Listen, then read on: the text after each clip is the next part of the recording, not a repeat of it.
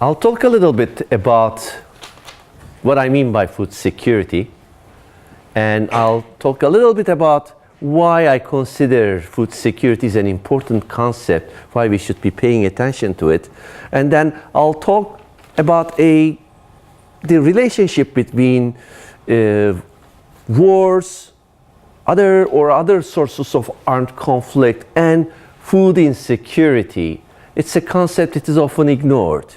The relationship is often ignored. So I am over-prepared, so I apologize from you. So I will, from time to time, I will just skip slides because I have, according to my calculations, I have a lot of slides here, like over 60, and I cannot cover them all. So just depending on your interests, I will talk about things, and then maybe we can, if you have further questions, we can discuss them later on. First of all, this is the definition I have on the board about the definition about what we mean by food security. This is the concept adopted by the Food and Agricultural Organization of the United Nations. It kind of reads like the Lord's Prayer. Each time when I read it, I feel like saying amen. It really is like a wish. It's a condition we hope that we will achieve.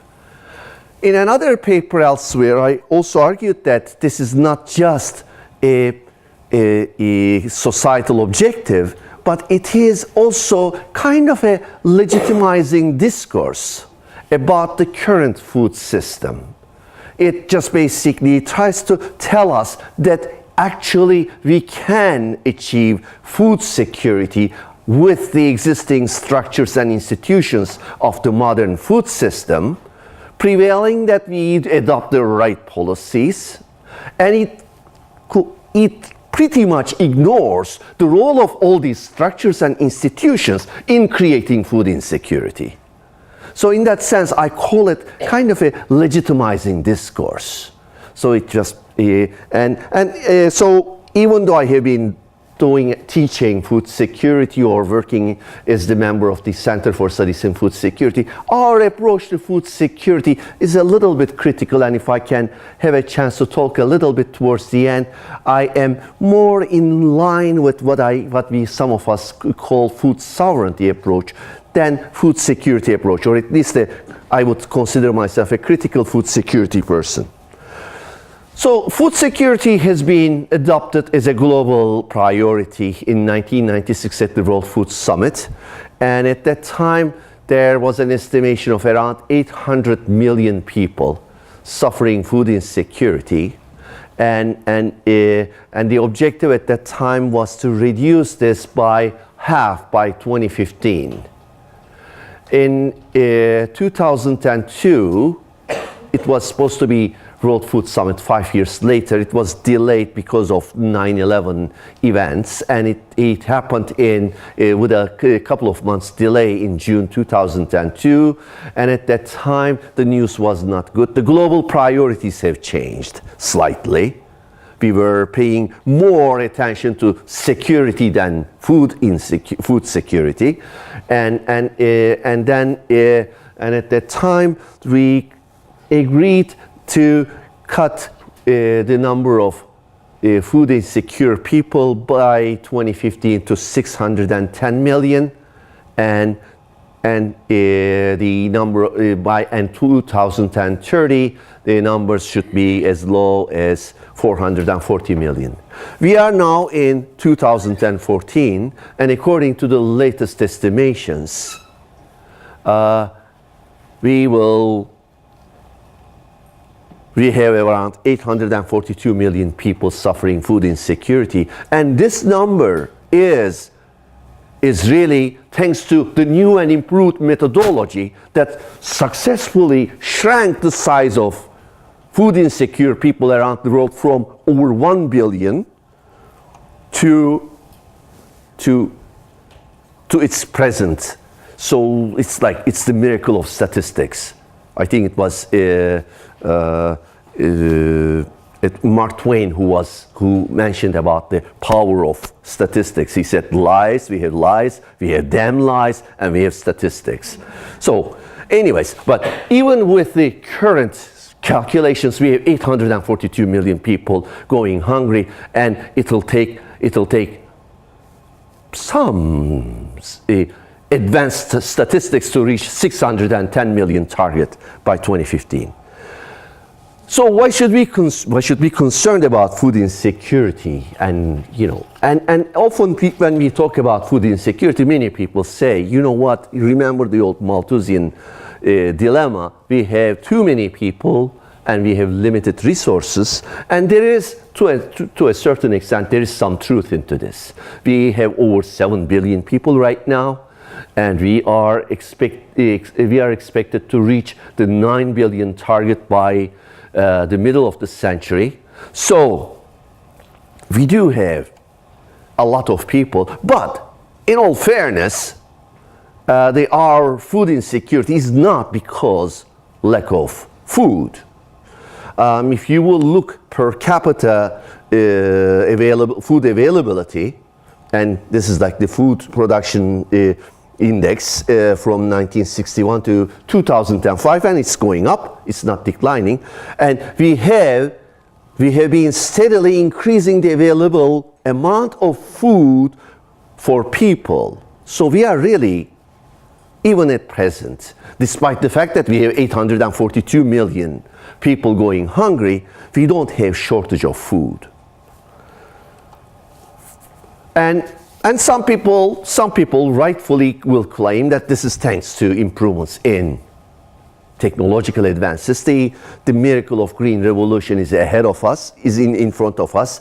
This is like the success in coarse grain production between 1961 and 2004. And again, if you will look at the yields and production, the blue and red lines, significant improvements, at least in terms of grain production. So we are producing a lot of food, and even though some observers are arguing that the cost of this production is in the form of increasing use of fertilizers, in the form of increasing use of pesticides, insecticides, increasing use of water and irrigation, these are affecting our food system in a reverse way and contributing to greenhouse gas emissions. Another side of this miracle of tremendous achievements thanks to green revolution is increasing urbanization. We have managed to destroy peasant livelihoods in many parts of the world. Rural populations declined. The largest farm population in Canada live in Ontario. It is about less than 1.5% of Ontario population. And this is like in the middle of the century, like 1930s, 1940s, this was as high as 30-40% of the population living in the countryside. And so we have created this kind of picture. There are shanty towns, bidonvilles, gecekonduz, all around the world. These are people who used to live just a couple of decades ago in the countryside, and able to produce their livelihoods. They are now living in the cities and completely dependent on the markets to feed themselves, markets or existing state policies to feed themselves. So I'm trying to keep a balanced perspective about our achievements. And in terms of, again, if I would look at the modern food system, in terms of if I would pay attention to efficiency, productivity, and profitability, probably we have one of the best food systems ever in history. But this food system has serious problems in terms of equitability, in terms of sustainability, and in terms of the safety and healthiness of the foods and diets it's producing. So we need to recognize this dilemma. Right now we have about nearly 1 billion people, if you will take that 842 and stretch it a little bit, suffering hunger, and another billion suffering obesity and overweight problems. And sadly, this is not a zero-sum game. If it was like the heavy people who were eating the food of the poor people, we could just take it away from them and feed it to the poor. But it is usually the poor people who are also becoming obese. Okay, so there is some problem there, and as you can look at the numbers of undernourished people around the world. This data looks the numbers from 1969 to 2010. There isn't much progress that we can be proud of. Yeah, per person. And if you will look at obesity rates, increasing obesity rates, these are the OECD figures, and there's a sharp increase. And if you will look at, I will just show you the Canadian diabetes rates. This is Public Health Agency Canada from late 1990s to mid 2000s. And it is a dramatic increase. We are talking about diabetes. And it is a rather rare disease. And diabetes rates among Aboriginal populations are around 5 times higher at the moment than average Canadian figures. And this is really odd because as late as 1940s, data indicated that they could not find, like a big survey for among Aboriginal people for looking for tuberculosis. They could not find a single case of diabetes, and they concluded that diabetes was a European disease. They could not find it among Aboriginal people. The fact that now it's 5 times higher indicates it is not that their genes have changed, but it's their diets or it's the chemicals that they are being exposed to that disrupts their endocrinal system. That is the problem.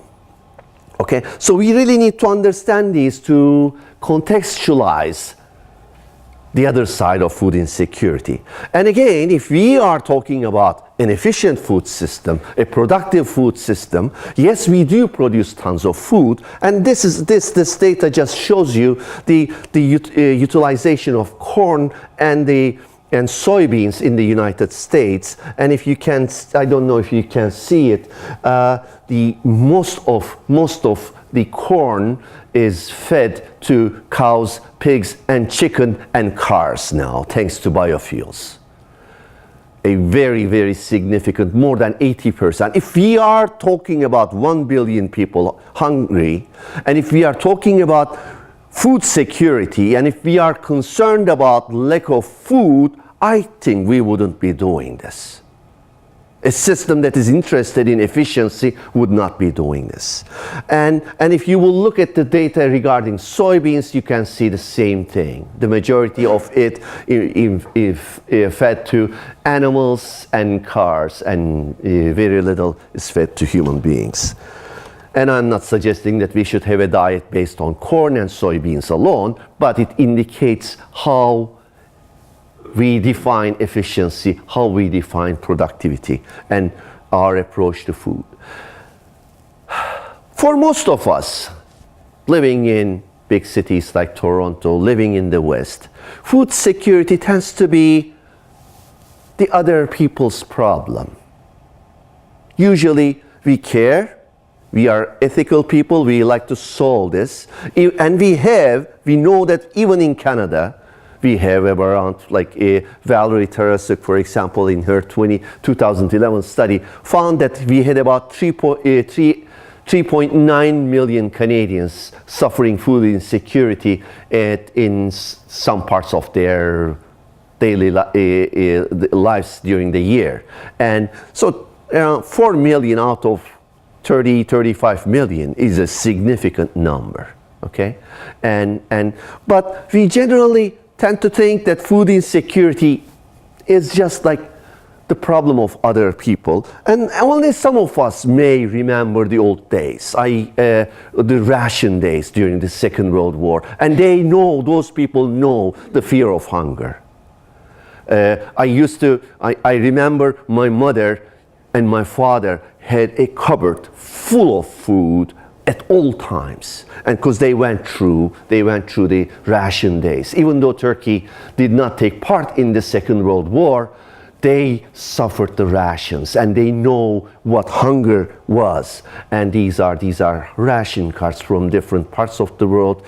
This is from the Theresienstadt concentration camp. This is the ration card from Leningrad. Leningrad was an amazing place.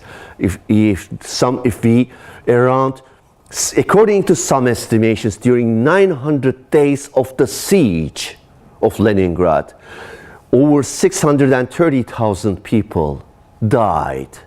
And according to some conservative estimations, some argue that this was as high as 1 million people. And we are talking about the total death toll, estimated death toll of 20 million people during the Second World War. And 1 million, nearly 1 million of them died in Leningrad in 900 days.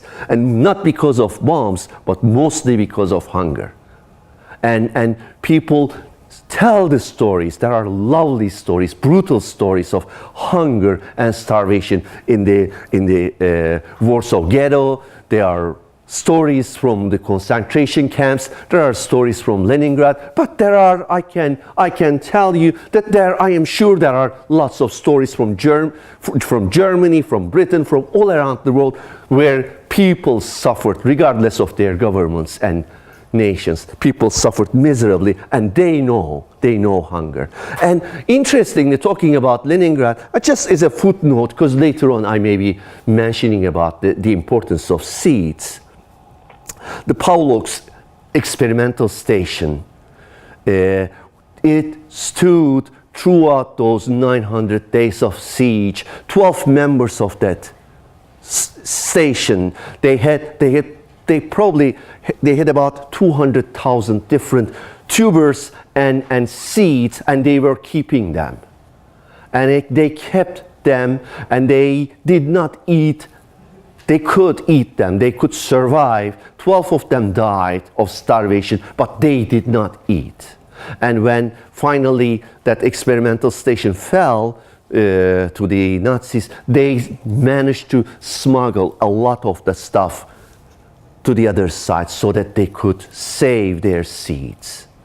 And interestingly, later on, when we will talk about, wherever you would find armed violence, the first to be looted these days are the food banks. Syrians were smart. They basically donated all their seeds ahead of time, and they are in a safe place somewhere in Norway.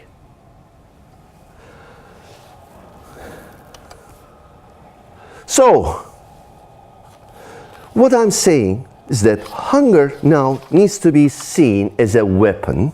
Hunger needs to be seen as a form of violence. And I will try to stick a little bit to my train of thought around this. And then show you some other pictures. Most of the information I have today are from situations in the Middle East and some parts of Africa, even though the relationship between violence and food insecurity are universal. So I will argue that armed conflicts severely reduce people's chances to have access to livelihoods and food. And wars, civil wars, and sometimes international sanctions reduce governments' ability to fulfill their social obligations. Massive movements of refugees and internally displaced peoples, factionalization and sectarian violence, collapse of the state's security apparatus, violation of human rights and the rule of law, progressive deterioration of public services deepen the crisis of the state and lead to the general feeling of hopelessness among people. These are important contributors to food insecurity. Both sanctions and war influence the conditions for food security, limiting the availability of food or preventing civilians from acquiring related essentials such as farm implements, fertilizers, transportation equipment, spare parts, pharmaceuticals, or chemicals for sanitation. The destruction of essential infrastructure affects people's ability to access, process, distribute, and utilize food. For example, where sewage treatment plants have fallen into disrepair or being destroyed, discharge of untreated sewage into waterways can lead to a high incidence of diarrhea. This was what had happened in Iraq. This in turn limits people's ability to absorb nutrients from the food they eat, and they suffer. A collapse in the education system, on the other hand, can worsen unemployment for years to come, in turn having an impact on access to adequate food. So armed conflict has been one of the primary causes of famines, and famines destroy selectively, socially, and geographically. As Amartya Sen mentioned correctly, empowerment counts. The privileged groups are often able to cope more effectively than the poor and vulnerable. Regions with strong agricultural economies or more effective social services and infrastructure may also fare better. An unequal distribution of food may also occur at the household level, where traditional entitlement practices dictate that men to be fed first, so that women and children get less of whatever is available. Even when a new political order is established and war or sanctions have come to an end, recovery may be slow. Destruction of infrastructure and economic collapse ruin households' coping capacity as citizens are forced to deplete savings or sell off family valuables to purchase food, medicine, and other necessities. If you will look around the world, the number of armed conflict is not going down. And the rates are increasing. And a lot of this is not even appearing in existing statistics, and these do not get into the information, get into the estimations by FAO and other organizations regarding food insecurity. And in 2012, according to Stockholm International Peace Research Institute, there was an estimation of $1,756 billion military expenditure. This is money that could, just a small portion, if it would be used to feed people, we could solve the food insecurity problem. And when you look around the distribution of refugees around the world, you can notice that they are actually located where the wars and armed conflict is, and just around them. And if you will look at diseases such as cholera, it is exactly the same places where you can find it. So misery loves company. And unfortunately, most of these miserable things happen around the times of war. And again, if you are concerned about environment, you don't need to go any further than the war zones. 80% of wars between 1950 and 2000 took place in the world's 34 biodiversity hotspots. And wars are contagious. If something happens in one region, it has consequences not only in that particular region of that country, but in the whole nation. And if it happens in one country, it doesn't remain isolated to that particular country, but it spreads to the broader region. The conflict in, for example, Libya is now reaping we can see the consequences of the conflict in Libya, in Mali, in Central African Republic, in Niger, and all around, okay? For example, the crisis in Libya and northern Mali have been blamed as the catalyst for last year's food crisis that blighted the Sahel. A report by Agence Presse Africaine report. Around 65% of the Sahel populations, they say, use agriculture as a means to a livelihood, but 40% of them are gripped with hunger and malnutrition.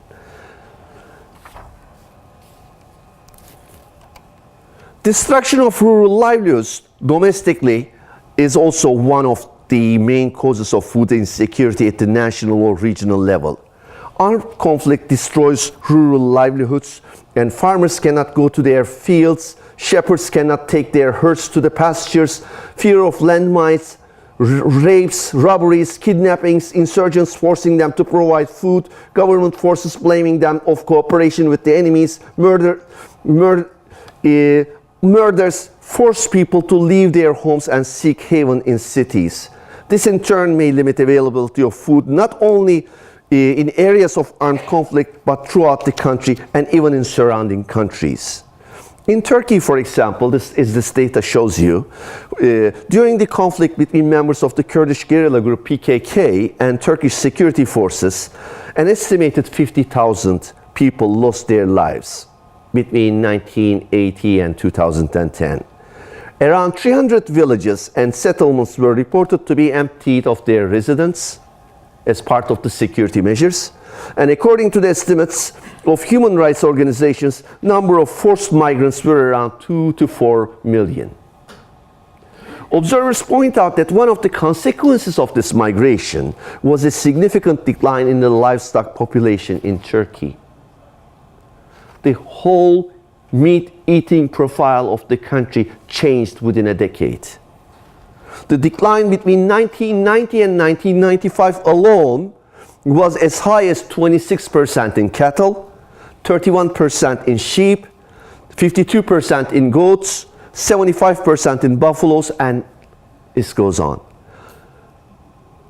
Akbay and Boz also shows that per capita consumption of milk fell from 174.7 liters to 98.1 liters by 2003, partly because the destruction of rural livelihoods destroyed the availability of herds. People could not feel comfortable in the countryside, moved to the cities, and this was the end of it. A report by the Food and Agricultural Organization of the United Nations and World Food Programme, Crop and Food Security Assessment Mission in July 2013 stated a similar situation in Syria. The 2013 wheat production was 40% lower than the average for the 10 years period prior to 2010-11. Poultry production was estimated to be down by more than 50%, and sheep and cattle numbers were down approximately 35% and 25%. Relatively less area was planted to cereals compared to the last 10 years, so this goes on and on. Similar situation in Iraq. This is Iraq Business News. It says food security in Iraq is fragile. At least 1.9 million Iraqis, or 5.7% of the population, are food deprived and do not have enough to eat each day. 1 in 4 children experiencing stunted physical and intellectual growth due to chronic undernutrition. And this is after what we considered that we brought democracy to Iraq. And I am not talking about the number of people who were killed by violence. A huge numbers of people were killed by violence. But the numbers of people who are being killed by hunger, by malnutrition, and a number of children who end up being stunted physically and mentally as a result of malnutrition. And the years of many years of suffering ahead are not covered. The only study, I was in Iraq in 2003, just before the war in January, with a Canadian delegation, and we were there, and I was involved. This was with War Child Canada, and I was involved in drafting the section on food security. And I could not believe what I saw there at that time. And I decided to follow up what had happened in Iraq in the coming decades. I have a paper published in Food, Culture and Society a couple of years after that. But one thing I noticed that finding data on food insecurity in Iraq was very, very difficult. And if you are interested, take a look at the World Hunger Map provided by World Food Program or FAO right now. And if you will, what you will notice there, that there's a blank, it's a colored map, but Afghanistan is blank, Iraq is blank, Somalia is blank, Yemen is blank. Because there's no data. If we were bringing democracy, we could at least bring some honest statistics there too.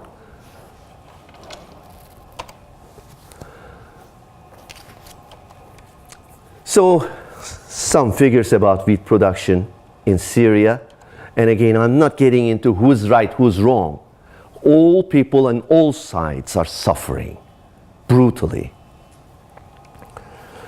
And here is another report from Central African Republic. It says farmers in the Central African Republic, which has been immersed in violence since a coup in March 2013, urgently need more seeds and tools to avert a nationwide food crisis. People told us their fields had been burnt, they have lost their tools, their goats and poultry, and many women's groups have lost their milling equipment. 1.2 million people in the country are food insecure, and milk consumption has dropped from 3 times a day to once a day. When I'm talking about wars kill and wars cause food insecurity, this is what I mean.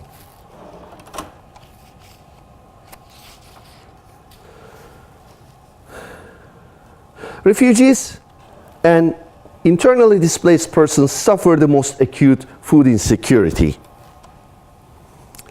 Sometimes artificial famine conditions are directly caused by the blockade of food aid, burning of agricultural fields, or discrimination in the distribution of food. Often the panic-stricken populations flee to what they consider safer areas, overcrowded and under-resourced cities, refugee camps, or neighboring countries. This worsens the food security situation further. First of all, food availability decreases nationally with the loss of the agricultural workforce, which may also be depleted by the military draft, landmines, and other violence. Second, food accessibility decreases through overcrowding in urban areas, where growing poverty exacerbates the situation. Thirdly, away from the kinship networks and unable to find employment to buy their necessities of life, internally displaced people or refugees become completely dependent on often under-resourced government or service agencies. A vacuum created by the collapse of government together with weak or speculative markets may be filled by warlords, racketeers, or criminal elements, making economic recovery unlikely. In some cases, rationing as a means to ensure access to food becomes one of the last tools of legitimacy of a failing state structure. I want to share a number of maps with you, and these are just a couple of years after the crisis, just to show you how wars disrupt people's lives. And this map shows the population movements of nearly 2 million people out of Iraq.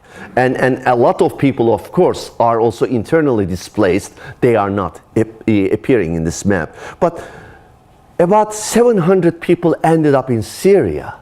Syria provided home to around 700,000 people. Another 600,000 to 700,000 people ended up in Jordan. And there is some factor, there is a reason behind this entry, because these people disrupted the potentials and livelihoods and the balance, economic and ethnic balance in Syria, and it played a significant role in the current crisis there. And this shows the crisis in East Africa, food insecurity crisis. This is 2011. Again, this is, if you will look at Somalia, Eritrea, Ethiopia, the whole region is involved. So if you are trying to understand what had happened in Kenya in that mole invasion, or what is happening in Somalia, you really do not need to go any further. You have to look at the factors behind the behind these military armed conflicts in that region. And you have to ask each time, who are the suppliers of these weapons of murder, these weapons that destroy not only people immediately, but destroy their livelihoods for the longest time and destroy their hopes for establishing a decent, democratic, and egalitarian society, peaceful society. This is the situation in Libya. And interestingly, thousands of people, and not all of them were Libyan refugees. Most of them were immigrants themselves who were working as migrant workers.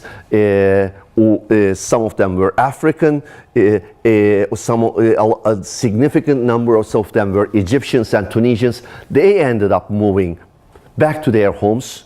It created increasing poverty and misery in these countries. And if you really like to understand one of the factors behind the Arab Spring, you really need to look at what had happened in Libya.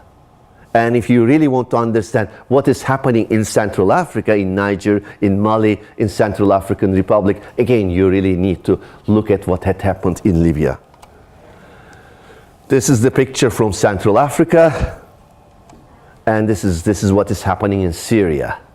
Around 600,000 of the Syrians are now in Turkish refugee camps and under very difficult conditions.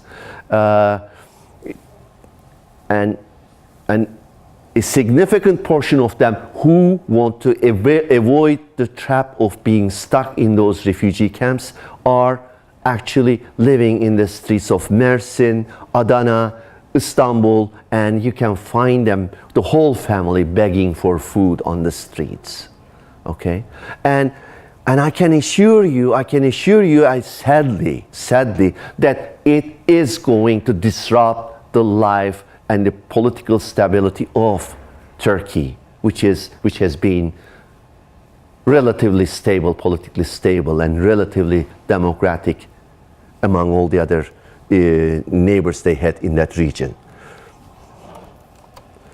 And these people are receiving these credit cards right now, the people who stay in the stay in the refugee camps.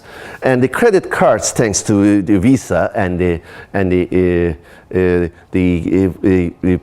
government bank called Halkbank, People's Bank, and Turkish Red Crescent Society, they get 80 liras worth of food, 80 liras added to their credit per person per month. And Turkish government also adds another 20 liras for sanitary equipment. And they have to use these credit cards in the supermarkets inside the refugee camps. And whatever they can get with $100 per month per person, they'll buy. And I can tell you that it is 100 liras. I can spend 100 liras for a small shopping in Istanbul, just in one place, and it'll be it'll be very, very insufficient for the survival of a single person, let alone for whole families with these limited amounts. But that's all we could provide. So I'll spare you from these other news stories. This is from the International Red Cross Society, and this is from Afghanistan, and it says about fighting and food insecurity, and it says internally displaced persons and returned Afghan refugees who currently number around 536,000 are disproportionately exposed to food insecurity and malnutrition. And the head of the malnutrition ward at the Indira Gandhi Hospital says up to 70% of the children in the hospital are underweight and up to 85% are malnourished. 29% of Afghans were not able to meet their daily requirements of 2001 calories. Children are particularly vulnerable. And in fact, children and women are the first to go in famine situations. They are the biggest victims of food insecurity.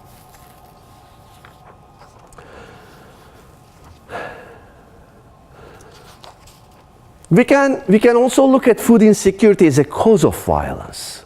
Most of us understand that violence may cause food insecurity. But the recent food price crisis in 2008 and 2011, where food prices jumped dramatically, indicate that a lot of the violence was triggered by these fluctuations and unavailability of basic staples such as bread, or increase in food prices dramatically. And this graphic shows the food insecurity as a cause of violence, and the red line indicates the food riots, and the green line shows the rice prices, and the blue line shows FAO cereal prices, so you can see that there's a correspondence. Another study by Baryam and his friends indicate that they found throughout the Middle East, in many countries in the Middle East, a perfect correlation between the 2008-2011 food price jumps and riots and violence. So a lot of these people who are surviving thanks to available government subsidies, because the food, especially basic staples, whether it is rice or bread, are highly subsidized by the governments. But when the price of these subsidized products go up dramatically, the bakers and the government cannot cope with this dramatic increase. So there's shortage of food, and it triggered riots in Tunisia, it triggered riots in Egypt, it triggered riots all around different parts of the Middle East and Central Asian societies. And if you will look at the Middle East, you can see the amount of subsidies that is going for food. The biggest subsidies goes for Syria, where we now have the full-blown ethnic conflict. Okay? I'm not suggesting that the whole ethnic conflict is caused by rising food prices, but it was the combustion, it was the fuel for fire. Okay? And the second one was Jordan. It is now spared thanks to concerted efforts by the international organizations. The third was Egypt. You know what's happening in Egypt. Then Mexico, Yemen, Saudi Arabia, and these are countries that are subsidizing. And these are also, most of the Middle East countries are net importers of food. When the food prices go up in the global markets, they are in desperate situation. Okay, and the deficits are quite clearly here. And here in North America, we are ahead of the game thanks to increases in food prices. But many of the Middle Eastern countries, Central African countries, or Sub-Saharan African countries show significant food deficits. And many people argue that some of the big factors behind that food price jump was nothing but speculation in the markets. Okay, so I will spare it for another conference. So finally, I'd like to talk a little bit about the importance of sovereignty, or losing sovereignty, and the seeds. Food sovereignty is affected where nations are either rendered too poor or stripped of the political power to control their own food systems and policies. International interests may take over. The impact of large-scale conflicts has been extremely costly. The involved governments often divert funds from social programs to support the ongoing war effort or to compensate for the loss of international trade. This leaves humanitarian programs with almost no support to relieve hunger where it is most desperately needed. Limited funding, a lack of professional and technical human resources, international political tensions, and increasing global demand for assistance also make it difficult for the United Nations and other international relief agencies to respond to emergencies in a timely and effective fashion. At the World Food Summit in 1996, Via Campesina, a civil society organization representing the peasants and small family farmers, introduced the concept of food sovereignty as a complementary concept, broadening the definition of food security to include the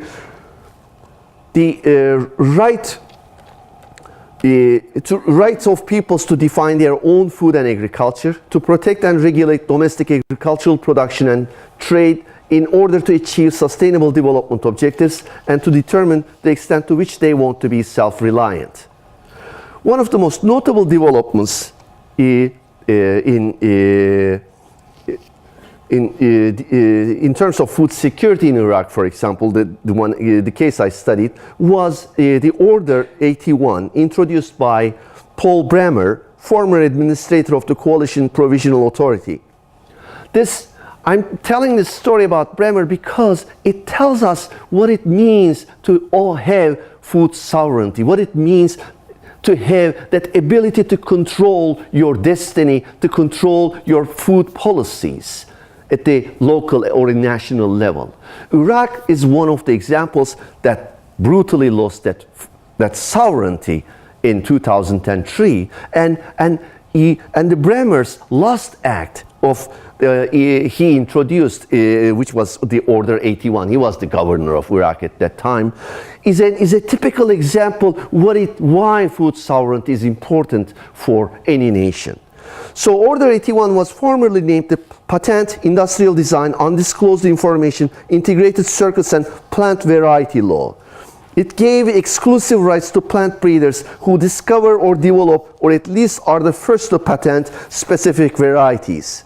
Critics of Order 81 argue that the act is intended to prioritize the commercial interests of private breeders, usually large corporations, while making matters worse for poor Iraqi farmers. Many Iraqi farmers now have to go and purchase their seeds from these companies such as Monsanto, thanks to the Order 81. And because of shortage of funds, and because of ever-increasing gap between Iraqi currency and the US dollar, seeds become increasingly more expensive. And the Roundup they need to use as the herbicide that goes with these seeds is also very costly for these farmers. A significant portion of the farmers quit farming. Even though they could continue after the war, they quit farming because there is no hope, there is no way, okay? And again, this destroyed their ability to farm. Another act of Bremer administration was removal of tariffs on import of foreign products, which was also reported to be responsible for higher incidences of farm bankruptcies by making it very difficult for Iraqi farmers to compete. So, here, this is another story from Syria I was mentioning. It says that Syrian seeds are safe in Svalbard. Svalbard, if you are familiar with this situation, is an archipelago in the Arctic Ocean, and with the help of a number of transnational companies and the Gates Foundation and the Norwegian government, they built what they call the Doomsday Vault, a seed bank, world's biggest private seed bank in Svalbard, and they have been bringing seeds from all around the world. I don't know where they get their seeds. Probably it's their information, but at least in Syria in Damascus, they had a big seed bank, and they finally realized that it would be healthier for them if they would donate all the seeds in their seed bank to the Doomsday Vault instead of waiting for looters to come and get them. And the story says that with the shipment from the Syria-based International Center for Agricultural Research in dry areas, almost its entire collection is now backed up by Svalbard. And Fowler, executive director of the Global Crop Diversity Trust, told the Associated Press, "I think the events unfolding in Syria obviously underline the importance of having safety duplication outside of a country," he said, adding the facility had not been damaged in the military crackdown on an anti-government uprising. He noted that wars destroyed seed banks in Iraq and Afghanistan. Another one in Egypt was looted during last year's uprisings. And I don't know where these looters come from, and I don't know where they take their seeds to. Probably they eat them. So this is another story from REAP. This is 1993. Washington Post reports that Somalia's 2 seed banks have been looted and emptied. And this is Afghanistan's seed bank story. So I will just spare you with this. And so, just to wrap up, I will say both sanctions and war influence the conditions for food security, limiting availability of food or preventing civilians from acquiring related essentials. Indirect impacts of deteriorating economic conditions and infrastructure and displacements severely reduce people's chances to have access to livelihoods and food. So, armed conflict uses resources that could be used for other purposes. And just to give you some numbers, I'll refer to the Iraqi war again, and this was the story of the cost of Iraqi war to the United States. I'm not talking about the cost of the war, Iraq war, to Iraqi people. I'm just talking about the cost of war to the United States. And this story was in the Boston Globe, and they estimated that the cost of Iraq war nearly $2 billion a week. This was in September 2006. And here is the story, 2007, from New York Times. It says, in the days before the war, almost 5 years ago, the Pentagon estimated that it would cost about $50 billion, the whole thing. This was the original estimation. The 2 best known analysis of the war's costs, Linda Bilmes at the Kennedy School of Government at Harvard, and Joseph Stiglitz, a Nobel laureate and former Clinton administration advisor, put a total price tag of more than $2 trillion on the war. And Bilmes and Stiglitz published their book the following year. They had to redo and recalculations. The book's title slightly changed. But before that, in 2008, the Kielburger brothers in Toronto Star did a little bit of calculation with the energy of youth. And they wanted to find out what could one do with $2 trillion. And they say that eliminating extreme poverty would require about $135 to $195 billion a year. Universal literacy, $5 billion a year. Immunization, every child in the world, $1.3 billion a year. Millennium Development Goals such as gender equality, environmental sustainability, $40 billion a year. And they suggested that $15 billion a year would be needed for fighting against AIDS epidemic. And Bilmes and Stiglitz published their book the following year. The title was changed. It was no longer the $2 trillion war. It was $3 trillion war. $1 trillion more. And you just sit down and calculate what can one do with $3 trillion. Forget about the rest of the world. What could one do with $3 trillion for the American people?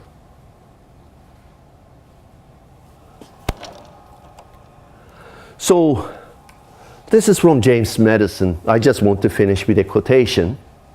Says, of all the enemies to public liberty, war is perhaps the most to be dreaded because it comprises and develops the germ of every other. War is the parent of armies, From these proceed debts and taxes, known instruments for bringing the many under the domination of the few. No nation could preserve its freedom in the midst of continual warfare.